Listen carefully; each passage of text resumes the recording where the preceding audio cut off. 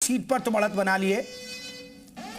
तो बंगाल में अब तक आपको बताएं कि 280 सीटों के रुझान आ गए हैं और टीएमसी 117 और बीजेपी 160 पर पहुंच गई।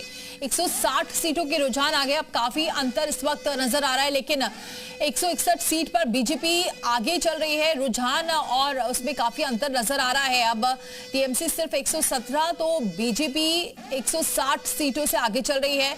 अब तक 280 सीटों के रुझान आ चुके और दावा भी यहां पर अगर बात करें, अमित शाह लगातार कह रहे थे कि 160 सीटें लेकर आएंगे, 160 प्लस की बात की जा रही थी। और देखिए बीजेपी का जो रुझान दिख रहा है अभी सीटों का, वो 160 पर पहुंच गया है।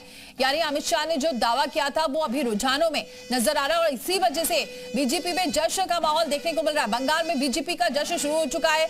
भवानीपुर सीट पर भी बीजेपी जश्न मना रही है। हालांकि अभी जो रुझान है वो धीरे धीरे बदल रहे हैं, जो आंकड़े हैं वो बदल रहे हैं। कभी ममता बनर्जी आगे हो रही है, कभी पीछे हो रही है भवानीपुर सीट से, लेकिन अभी भवानीपुर सीट पर बीजेपी का जरूर जश्न देखने को मिल रहा है, क्योंकि शुभेंदु अधिकारी ये दावा कर रहे हैं कि 10 राउंड होने के बाद देखिएगा कि कैसे तस्वीर बदलती है और बड़े अंतर से वो जीत हासिल करेंगे, चाहे वो भवानीपुर सीट हो या फिर नंदीग्राम सीट हो। तो फिलहाल भवानीपुर सीट पर बीजेपी ने जश्न मनाना शुरू कर दिया है। बंगाल में बीजेपी का ये जश्न अब शुरू हो चुका है, क्योंकि जो रुझान है वो बीजेपी के पक्ष में नजर आ रहे हैं। 160 सीट की जो रुझान सामने आए हैं उसमें अभी बीजेपी आगे चल रही है। और ये आंकड़ा अमित शाह ने दिया था, क्योंकि अमित शाह पूरे चुनाव में पूरी तरह से एक्टिव रहे हैं।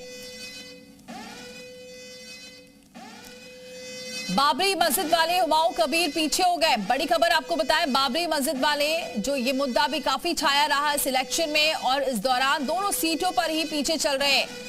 टीएमसी से अलग होकर अपनी पार्टी बनाई और अब दोनों सीटों पर ही पीछे हो गए हुमायूं कबीर। इस वक्त की बड़ी खबर, हुमायूं कबीर जो सुबह से वो भी दावा कर रहे थे कि सब कुछ ठीक चल रहा है और काउंटिंग सेंटर में भी सब कुछ ठीक है, लेकिन वो अपनी ही सीट से पीछे चल रहे हैं। अलग हुए टीएमसी से, उसके बाद अपनी पार्टी बनाई। और ये देखिए अब जो रुझान है उसके अनुसार आपको बताएं, टीएमसी 117 सीटों पर, लेकिन बीजेपी 160 सीटों पर आगे चल रही है और अदर्स 3, तो 280 सीटों के रुझान फिलहाल आ गए हैं। अब बहुत जल्दी जो तस्वीर है और ज्यादा साफ हो जाएगी, लेकिन फिलहाल आपको बताएं टीएमसी काफी अभी दूर नजर आ रही है बीजेपी से। 160 सीटों की जो रुझान है उसमें बीजेपी ने बढ़त बनाई हुई है, लेकिन अब जश्न शुरू हो चुका है। बीजेपी में जश्न शुरू हो चुका है। बीजेपी के जो कार्यकर्ता हैं वो जश्न मना रहे हैं। सुबह जो सन्नाटा पसरा नजर आ रहा था, अब धीरे धीरे वो खुशी में बदलता नजर आ रहा है। लेकिन हुमायूं कबीर की बात करें, दावा बहुत ठोक रहे थे, लेकिन दोनों ही सीटों पर फिलहाल पीछे चल रहे हैं रुझानों में। टीएमसी से अलग होकर अपनी पार्टी बनाई, ये मुद्दा काफी चला और आखिरकार अब अपनी सीटों पर आगे चल रहे हैं दोनों सीटों पर। लेकिन तमिलनाडु के रुझानों में बार बार आपको बता रहे उलटफेर नजर आ रहा है। एआईएडीएमके प्लस का शानदार प्रदर्शन अब देखने को मिल रहा है। टीवीके और एआईएडीएमके में कांटे की टक्कर देखने को मिल रही है, क्योंकि दावे भी बहुत टीएमके ने किए, युवाओं पर अच्छी खासी पैठ रखी, 4000 देने का वादा भी किया। टीवीके की अगर बात करें, महिलाओं में भी अच्छी खासी पकड़ रही, परिवारवाद के खिलाफ की भी बात करी। तो फिलहाल ये तमाम मुद्दे छाए रहे, टीवीके ने ये मुद्दे उठाए थे, लेकिन अब इसका असर भी कहीं ना कहीं नजर आ रहा है रुझानों में। शानदार प्रदर्शन देखने को मिल रहा है। टीवीके और एआईएडीएमके में कांटे की टक्कर देखने को मिल रही है।